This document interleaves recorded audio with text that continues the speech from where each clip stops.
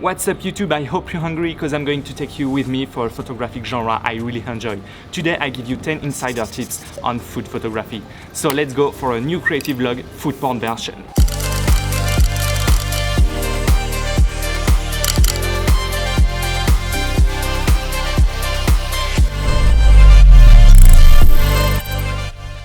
I'm half Italian, half French. I was born in Lyon, the world capital of gastronomy, so let me tell you that food matters to me. I think if I hadn't started working in fashion and then move on to portraiture, yeah, that's totally the kind of photography I would have specialized in. A few weeks ago, some French-Italian friends of mine, and who live in Melbourne too, opened a pizzeria on Chapel Street. And Nico asked me if I could come over and take some pictures for their Instagram. Food photography, whether in a studio or in situ, in the end, it's a genre that has existed since the beginnings of art, what we call still life. And still life, as you know, requires reflection, organization, time to think about what we're going to do and the intention we want to give. Absolutely everything we don't have today. We're only going to have a little more than 1 hour to organize the setup, have the cook send us a few dishes, shoot them, and finalize everything before the restaurant opens its door to customer, and then we have to pack up our stuff. We will see if I can get a correct result despite this challenge, but don't worry, thanks to the magic of editing, I will also tell you what I will have done and what you should do if you don't have the same time constraints as me today. Okay, the first thing to do when we get there is to determine what our light source will be. I always prefer natural light, but working with natural light is always more complex. It depends on the configuration of the place. It can be extremely changing. Of course, I couldn't bring softboxes or other lights with me in the time frame I had. So today we'll have to make do with the sun. It's the middle of summer, at the end of the afternoon. We're going to have a rather warm and intense light. The first idea was to use this large window at the entrance of the restaurant, which is the main source of light. But in fact, the only possible place to shoot is this big wooden table very close to the source, so the light will be quite harsh. Le problème d'ici, alors à moins qu'on puisse déplacer cette table, c'est que la source de lumière, c'est celle-ci. Ok. Si tu filmes en frontal direct ici, t'auras que des contre-jours. C'est brûlé. C'est brûlé. Using a backlight can be an interesting idea, but if you have a way to control it. Here, it could have been attenuated with a white sheet or the little reflector I had taken with me, but I preferred to try to shoot on the side and use my reflector to soften the shadows. Si juste ça. In the end, the location that might have seemed obvious was not the most optimal. In the back of the restaurant, I spotted this corridor leading to the kitchens, but with an open ceiling, which gives us this skylight naturally diffused. A few tries and we have a superb and very homogeneous ambient light. Awesome, we find our spot. The type of light will also affect the type of atmosphere you will give to your images. The images I'm going to show you are from an old shoot I did last year in another restaurant, but that's just to give you an example. There are basically two main trends: very bright, very clean images, or darker images which give a more moody feeling. Nico was more into a brighter, white, purer atmosphere. I did this first test with a marble board, but I don't find the result super conclusive. It's an easy result to obtain in a studio, but here, the whole environment of the restaurant with this wood, this brick wall, it has a raw, very rustic aspect, which on the one hand is really beautiful, but on top of that, it goes extremely well with this kind of image. So to counterbalance the darker atmosphere of the place, the solution was to counterbalance the saturation level at the edit. By exploding the color tonality of the food, we're going to get more luminosity in our images. They're going to pop a little more. Second essential point, the focus. Obviously, the depth of field is going to be essential here, since it is thanks to it that we will guide the reading direction where we want it to be. It's quite tricky, since our sharpness zone must be big enough to make the whole dish sharp, but not too big either, so that the elements that make up the scene are slightly out of focus. And since these elements are very close to the dish, look at the problem here. The mozzarella is sharp, but not all tomatoes are. You don't want to be wide open, but my concern in this case is that I was shooting handheld. But keep in mind that it's still life, nothing moves in the image, so you can do what you want with your shutter speed. In this situation, it should have been better to use a tripod. It would have allowed me to manage the amount of light only with the speed and not with the aperture as I did, and therefore to use it only to get the ideal depth of field, maybe by opening at 3.2 or 4 rather than 2.8. But again, for that you need time to test and find the right aperture shutter speed couple. Okay, that's an olive oil picture. It's just a product pack shot. This is a photograph.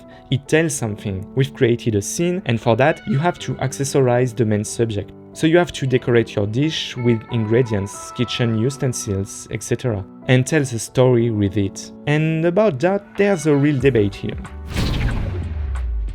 For cooks, what is that thing?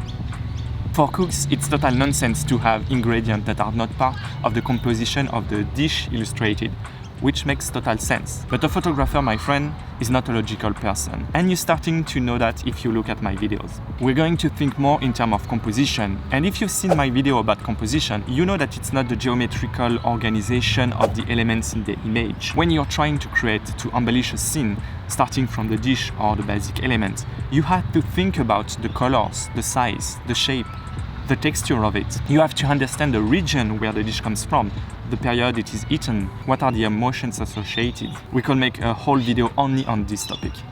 Here is an example. Look how I try to reproduce the same color range in the scene as the dish. Colors that have meaning with this green, white and red. Do you see what I'm getting at?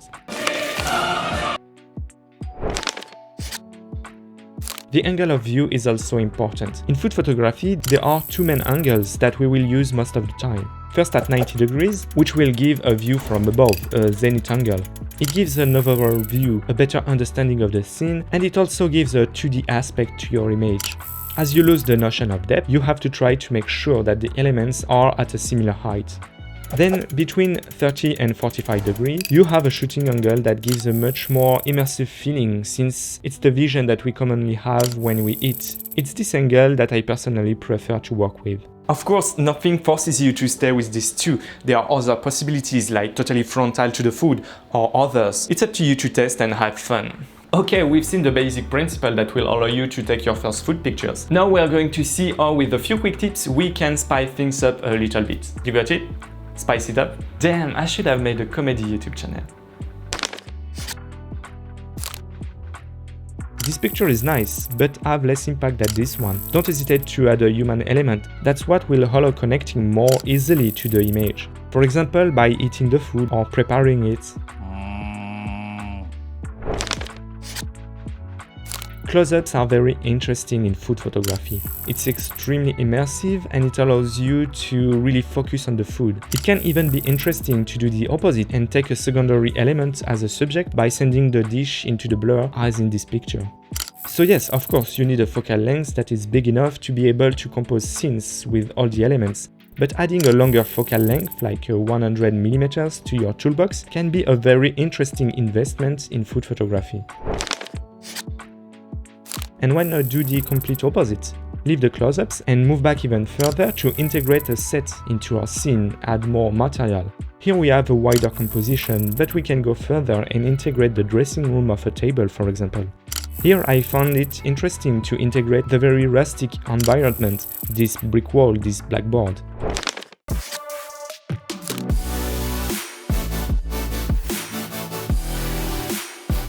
Do you have the possibility to change the environment? At the end of the photo shoots, when I took enough pictures in the place where I was sure of the lighting, and so my photo session was secure, well, I walk around with my pizza to test different environments and create different stories. Don't hesitate to break the rules I gave you here. Food photography can also quickly become a bit boring. I love to try techniques used in other photography genres and apply them to something totally different. Here, for example, by shooting through the bottom of a glass. I'm not telling you to shoot entirely like that, but 2 or 3 original images to break the monotony, it can be a real plus.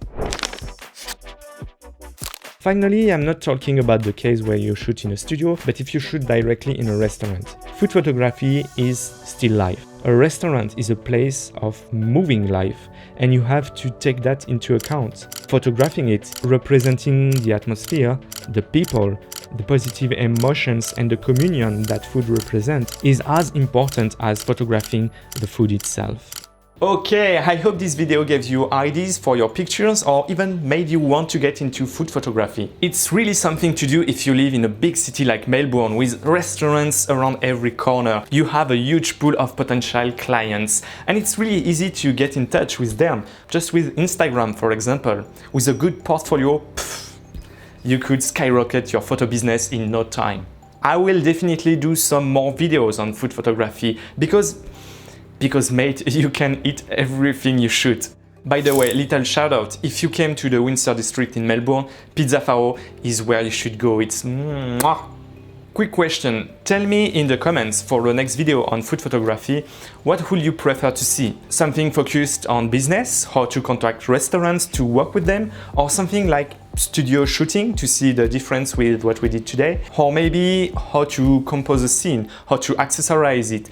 Like I told you, there is a million things to say about that. Don't hesitate to tell me what you are most interested in. Well, if you want more behind the scene like that, you can subscribe if you haven't already. You can also put a little like, ringing the bell, and give me a little kiss.